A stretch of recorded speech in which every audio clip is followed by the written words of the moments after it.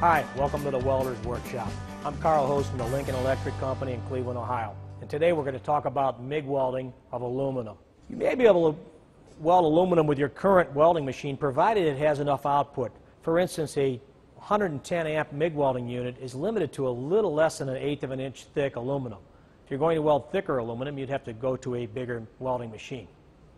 Regardless of the machine we select, there's some rules we must follow when welding aluminum.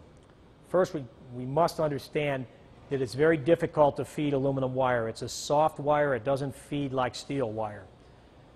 So we must use a Teflon liner that doesn't scratch the aluminum wire and cause feeding problems.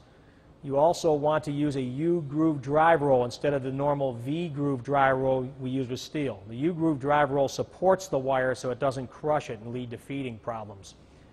You want to also loosen your drive roll tension so that you're not crushing the wire, which would lead to feeding problems.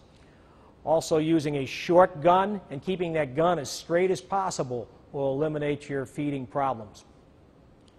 Make sure to select the correct aluminum wire for the alloy of aluminum you're welding on, and only use inert shielding gases such as argon or argon-helium blends to weld on aluminum alloys. If you're going to be doing a lot of aluminum welding, you might consider moving up to a spool gun. In fact, you might be able to add a spool gun to your existing welding system. A spool gun allows you to feed wire through a short liner instead of a long liner, which will eliminate a lot of your feeding problems and allow you to make welds all day long without the cobbles that you sometimes have with a push system feeding aluminum wire. Welding is safe when you follow the safety rules. The #1 injury during welding is eye injury. Some precautions include wear a welding hood with a proper shade lens.